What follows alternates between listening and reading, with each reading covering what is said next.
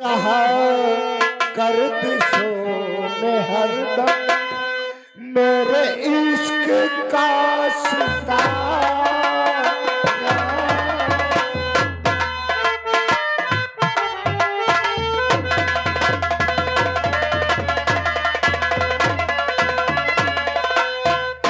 रहा गर्दिशों में हरदम।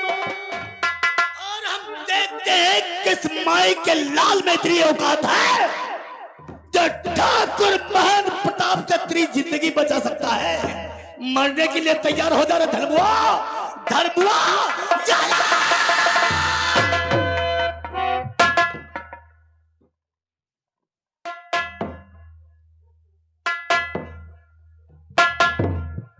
आखिर धर्म की जान क्यों लेना चाहते हो मेरे यार महाकाल?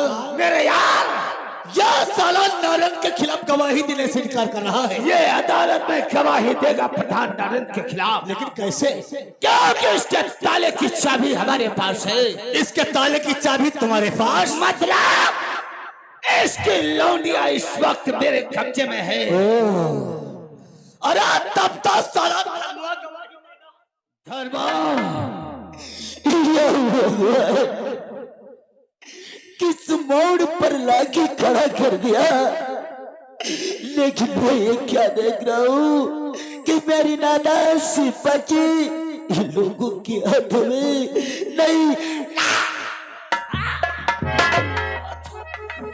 मैं चाहता था धर्मा कि तू प्रधान नारंग के खिलाफ अदालत में गवाही देने के लिए कभी तैयार नहीं होगा, इसीलिए मैं तेरी नन्ही सी बच्ची उठा करके अपने कब्जे में कर लिया। अब तेरे सामने दो रास्ते हैं, एक तो प्रधान नारंग की मौत और दूसरी तेरी लड़की की जान। अगर तू अदालत में प्रधान नारंग के खिलाफ गवाही देगा तो उससे सजाए मौत मिलेगी। अगर तू नहीं देगा तो तेरी लौंडिया को मैं इतने नन्हे नन्हे टुकड़े करूंगा कि इसकी लाश पहचानी नहीं जाएगी। बोल, तुझे नारंग प्रधान प्यारा है या तेरी लौंडिया? हर बाप की दौलत सबसे बड़ी उसकी औलाद होती है। औलाद से बढ़कर इंसान की कोई कमजोरी नहीं, लेकिन नहीं, मैं अपने बेटी के खातिर अपने सारे संसार की जिंदगी दांव पर लगा दूंगा। जब तलक दिल के अंदर सांसा रहेगा अपनी बेटी पर आज नहीं आने दूंगा। आप जैसे कहोगे वैसे चल करके अदालत के अंदर गवाही दे दूंगा। तुम भी मुझसे वादा करो, गवाही दे देने के बाद तुम मेरी बेटी मुझे वापस दे दोगे। मैं वादा करता हूँ धर्मा कि प्रधान नारंग के खिलाफ जब अदालत में गवाही दे देगा तो मैं तेरी लौंडिया को तुझे पैचट दे दूंगा। अगर जरा सी होशियारी किया तो तेरी लौंडिया तुझे जीवित नहीं मिलेगी। जा।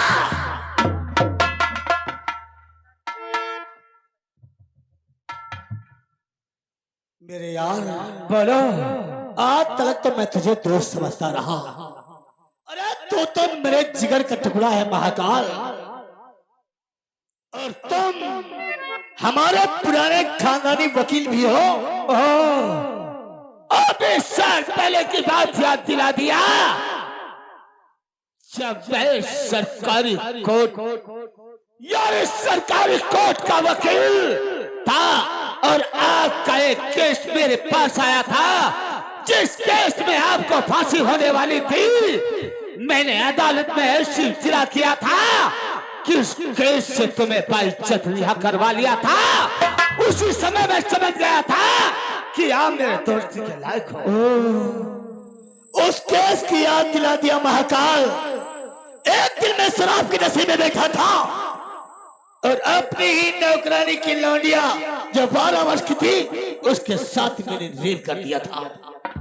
उस केस में मुझे फांसी होने वाली थी और तुमने ही बहस कर मुझे फांसी से बचाया था महाकाल। जी हाँ, इसलिए चल के अदालत में ऐसी बहस करो कि नारायण प्रधान को सजा हो जाए और सामतिया गांव की प्रधानी हमारे हाथ आ जाए। उसके फिक्र मुझ पर छोड़ दो। लेकिन मैंने सुना है कि अजीज मियां नारायण को बचाने के लिए एक वकील किया है, वही जो इमामगंज में रहता है, वकील लतीफ मियां। वकील लतीफ मियां? जी हाँ। फिक्र मत करो मेरे यार, मैं वकील लतीफ मियां को अच्छी तरह से जानता हूँ। वो कुत्ता है, जिस तरह कुत्ते के सामने हड्डी डालो उसका जबड़ा बंद हो जाता है, उसी तरह से वकील लतीफ मियां के सामने नोटों की गड्डी डालो, उसका मुंह हमेशा हमेशा के लिए बंद हो जाएगा। ठीक है, मैंने नौकरों को बैंक भेजा था रुपया लेने के लिए। उरे नौकर, कितने रुपया लाए हो रे? बैंक से निकाल के 50,000 लाए मालिक। नौकर, ये रुपये जिस काम के लिए लाया है अब उस काम में नहीं लगेंगे। क्यों? इसको लेकर के सीधे वकील लतीफ मियां के पास चले जाओ और उससे बता देना जी ये तो भाट ठाकुर महन प्रताप जी और महाकाल ने भेजा है जी मालिक। तुम्हें कल अदालत नहीं आना फिर है। आपका कहना और हमारा बजाना काम है। चले मेरे यार, चलो चलते हैं अदालत की तरफ। उसके बाद जब नारायण को सजा हो जाएगी तो इस सामतिया गांव की प्रधानी हमारे हाथ आ जाएगी। तो बड़ा पैगाम चलो।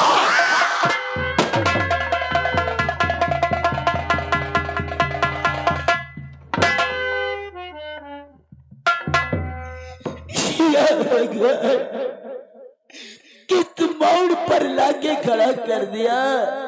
अरे इसे तो अच्छा था कि मेरी जान ले लिया होता तो शायद दिन देखने को नसीब नहीं होता।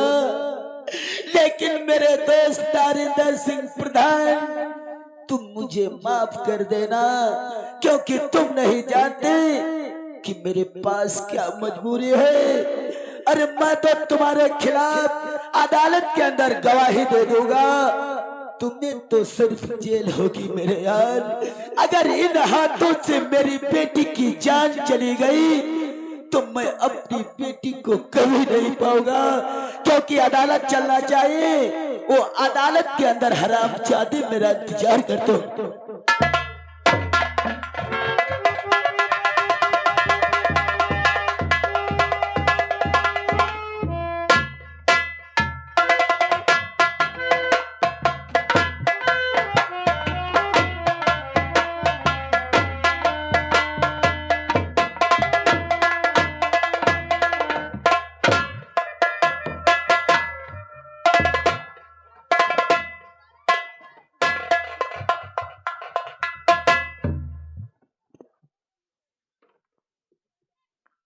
चौकीदार जी सर।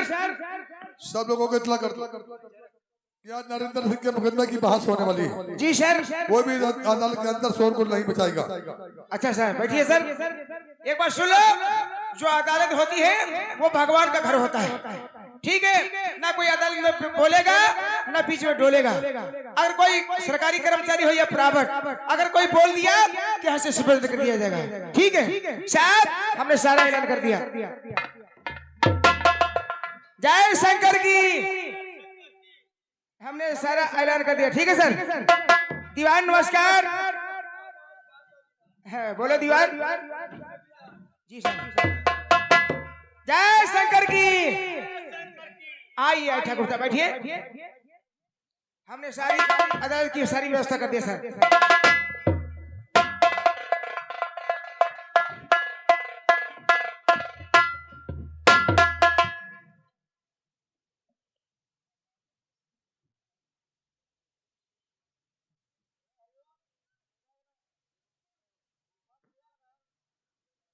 अदालत की कार्रवाई शुरू करने से पहले मुजरिम नारिंदर सिंह वल्द राजिंदर सिंह को अदालत में हाजिर किया जाए।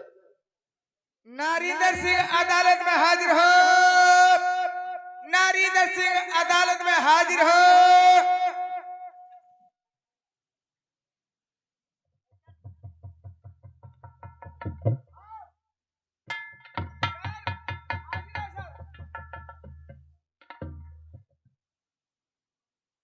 अदालत की कार्रवाई शुरू की जाए। मिलाड मैं सरकारी वकील महाकाल, ये रहा मेरा वकाल।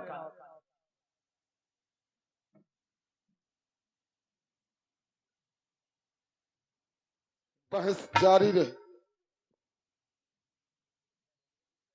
मिलाद, आपको भी मालूम है कि इस साल 10 तारीख दिन मंगलवार को होली व बारा वफात का त्योहार एक ही दिन पे था।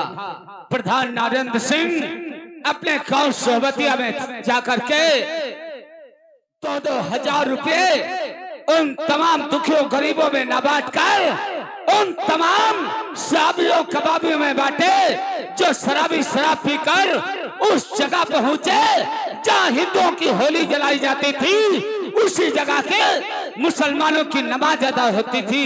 मिलाद, वो शराबी शराब पीकर लड़ाई झगड़ा किया, जिस झगड़े में 4 हिंदू और 4 मुसलमानों की जान चली गई। मिलाद, 8 व्यक्तियों के जान के जिम्मेदार प्रधान नरेंद्र सिंह है। मैं अदालत से गुजारिश करता हूं कि ऐसे कातिल को सख्त की सख्त सजा। नरेंद्र सिंह तुम्हारा कोई वकील?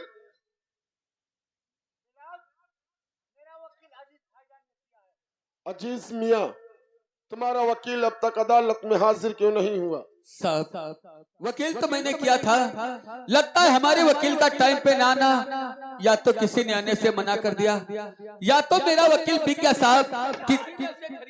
अजीज मियां, अदालत को गुमराह करने की कोशिश मत करो। वकील खरीदा जा सकता है लेकिन अदालत में आने से रोका नहीं जा सकता। अजीज मियां, अदालत तुम्हें 10 मिनट का वक्त देती है। 10 मिनट के अंदर अगर तुम्हारा वकील अदालत में हाजिर नहीं हुआ तो तुम्हारे वकील की दरखास्त को नामंजूर कर दिया जाएगा। इंस्पेक्टर योगिंदर सिंह, जैसे तुमने अपने चार्जशीट में उस केस की तमाम बयानबाजी को लिख डाला और मौके वारदात से 8 लाशें बरामद की जिसमें 4 हिंदू और 4 मुसलमानों की थी, लिहाजा अदालत जानना चाहती है जब तुम कत्ल के दरमियान मौके वारदात पर पहुंचे तो तुमने अपनी आंखों से क्या देखा? सर, जो कुछ मैं कहूंगा सच कहूंगा, सच के साथ झूठ नहीं बोलूंगा। अदालत तो एक भगवान का घर है। मेरा नाम योगिंदर सिंह, अभी मैं नई पोस्टिंग के ऊपर थाना नानपारा पहुंचा, लेकिन अचानक मेरे पास सोहबतिया ग्राम सभा से टेलीफोन आया कि सर एक दिन पर 2 त्योहार पड़ रहे हैं, आधे में हिंदू आधे में मुसलमान रहते हैं, तो ना हो 2-4 कांस्टेबल भेज दीजिए, हम लोग अपना हंसी खुशी से त्योहार मना लेंगे।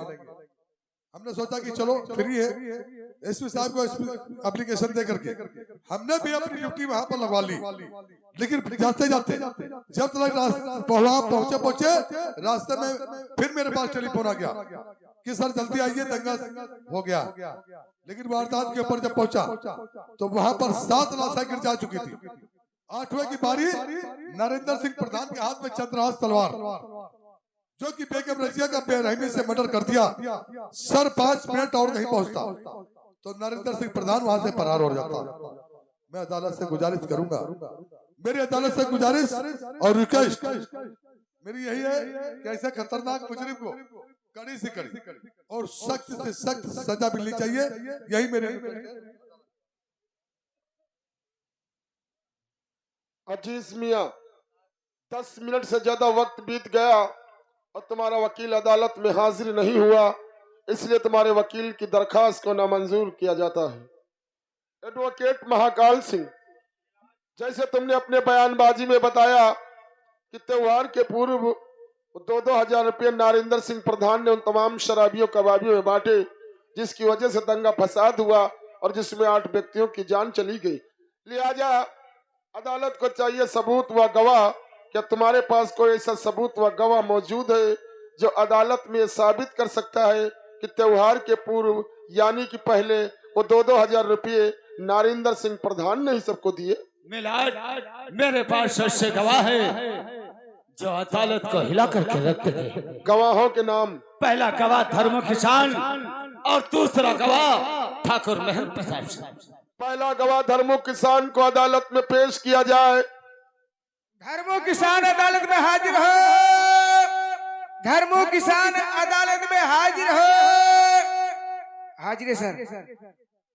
धर्मो किसान, जैसे तुम्हें मालूम है कि अदालत इंसाफ का मंदिर कहलाता है, तो गवाह उसके देवते के रूप में होता है। तुम्हारी इस गवाही से मैं इस केस को अंजाम तक पहुंचा सकता हूं। अपनी गवाही में सच सच और साफ साफ बयान करो। सर, आज अदालत के अंदर जो भी कहूंगा सच कहूंगा, सच के सिवा झूठ नहीं बोलूंगा। डरो नहीं धर्मो किसान, साफ साफ बोलो। सर, होली और 12 वफात का त्योहार एक ही दिन था। नारिंदर सिंह प्रधान सुमतिया गांव के अंदर हर एक व्यक्ति से आकर के मिले। सर, धर्मो किसान, डरो नहीं, साफ साफ बयान करो, क्या कहना चाहते हो? सर, नारिंदर सिंह प्रधान अगर सुमतिया गांव के अंदर अगर 2,000 रुपए नहीं दिए होते तो शायद इतना बड़ा दंगा नहीं होता। जिस दंगे में 4 हिंदू और 4 मुसलमानों की जान चली गई, उन जान के जिम्मेदार सर नारिंदर सिंह।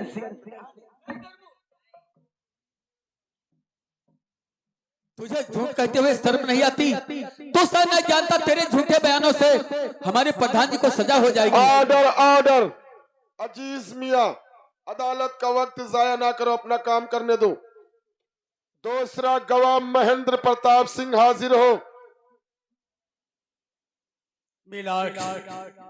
मैं सुमतिया गांव का पूर्व प्रधान ठाकुर महेंद्र प्रताप सिंह।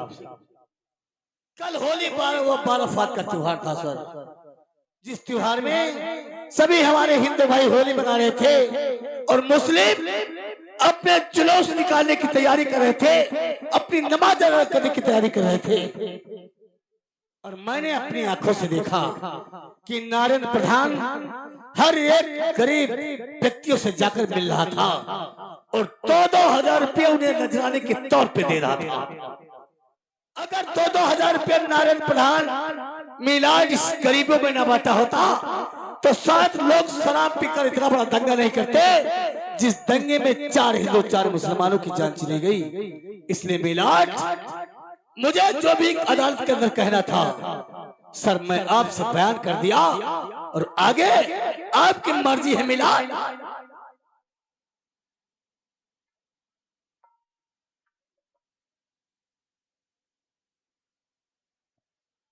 तमाम गवाहों, सबूतों, वकील की जिरा और पुलिस की बयानबाजी से साबित होता है कि गांव में सांप्रदायिक हिंसा, जिसे लोग हिंदू मुस्लिम का झगड़ा कहते हैं, एक मौजूदा प्रधान नारिंदर सिंह की वजह से हुआ।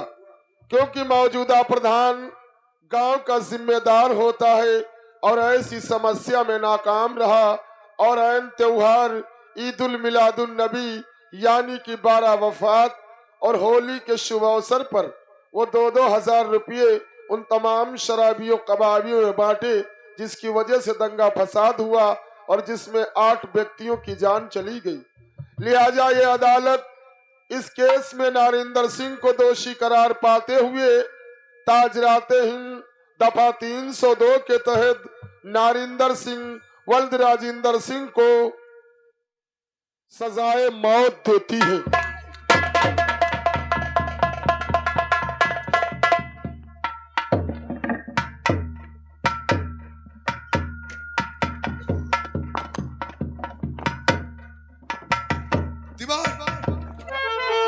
देखा नरेंद्र सिंह, ये इसके कागजात। 5:06 पर फांसी होगी नरेंद्र सिंह की। मैं इधर से पवन जल्लाद को भेज रहा हूँ, जिससे मुलाकात करनी है इसकी मुलाकात करवा दीजिए। 5:06 पर इसकी फांसी होगी, ज्यादा समय नहीं होना चाहिए। वाह ऊपर वाले, तूने कैसा मेरे साथ फैसला किया। धर्मू, अगर तू मेरे खिलाफ अदालत के अंदर झूठी गवाही नहीं देता तो शायद इस मंजिल तक आज ना पहुंचता।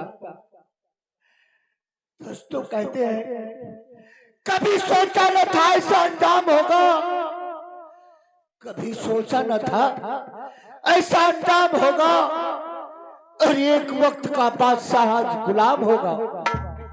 क्या ऊपर वाले रहा गर्दिशों में हरदम,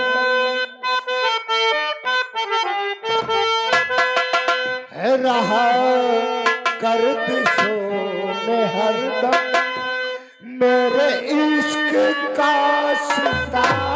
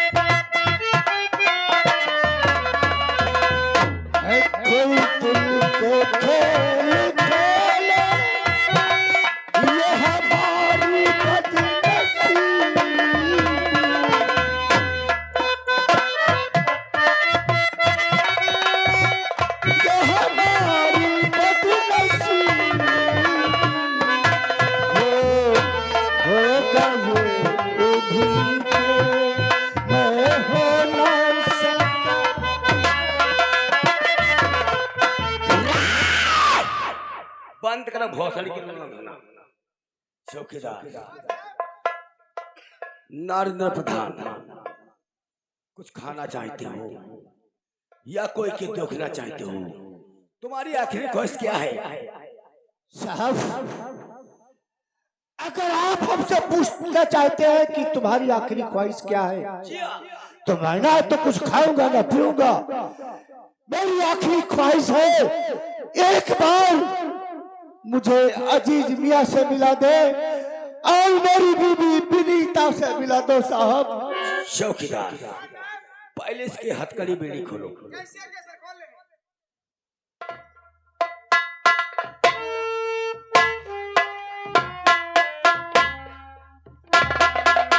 खोले साहब, किसको बुलाना है? जाओ इसकी पत्नी विनीता जी और इसके दोस्त अजीज मियाँ से मिलाया जाए। ठीक है सर, भैया रहे। जा फर्म नहीं कराओ।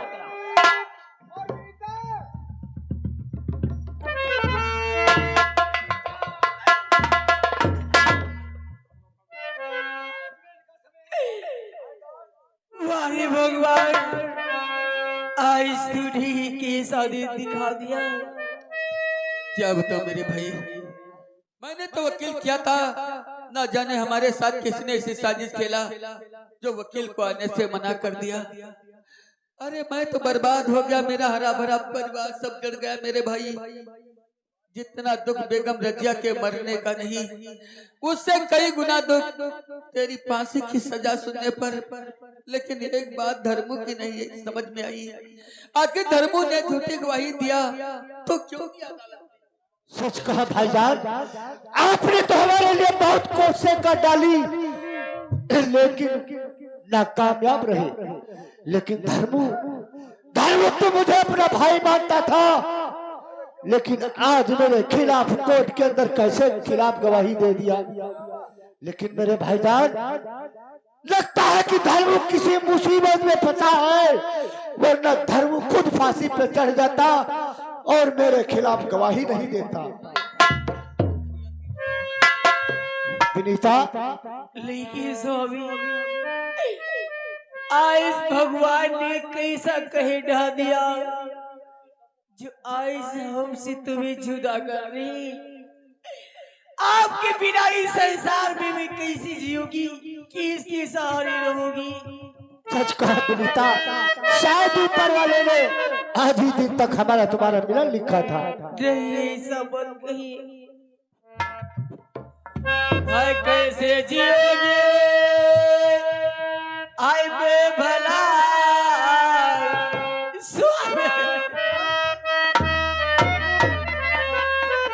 हाय कैसे जियोगे मैं भला और कुछ तो जरा बतला।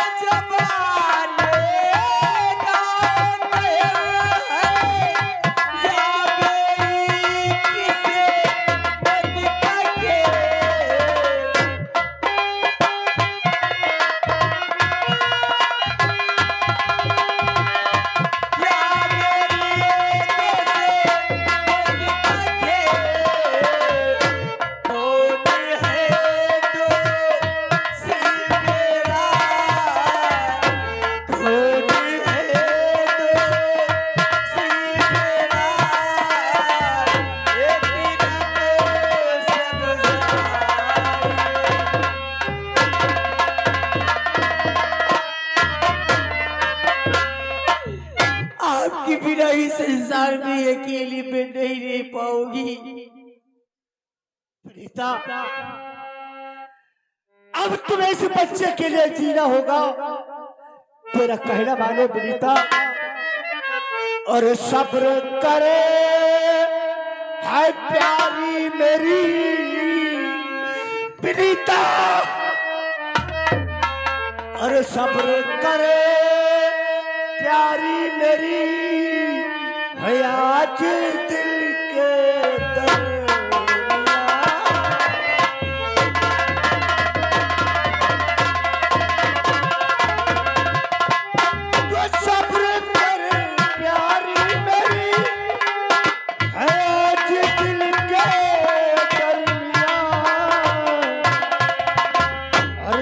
चल करके रख दिया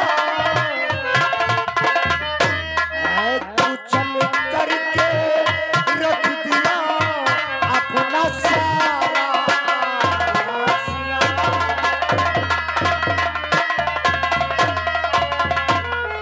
तो जीना होगा अब तुम्हें इस बच्चे के खातिर सुनो। इस बच्चे के सहारे तुम्हें सारी जिंदगी जीना होगा।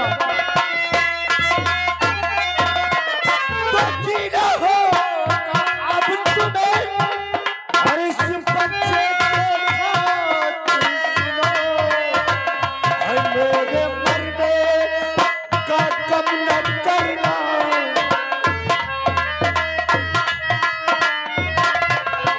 मेरे मरने का गम न करना। अरे आज प्यारी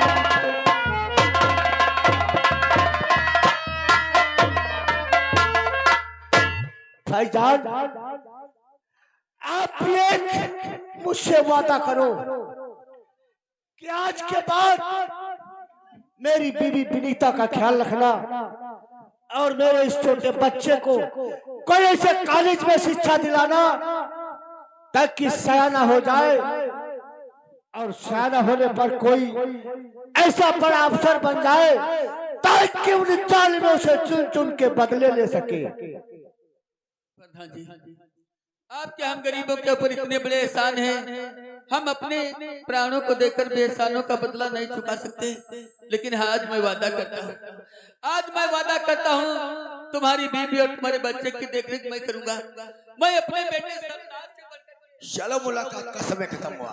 चौकीदार ठीक है, जाओ विनीता, अब मेरी नजरों के सामने से दूर हो जाओ।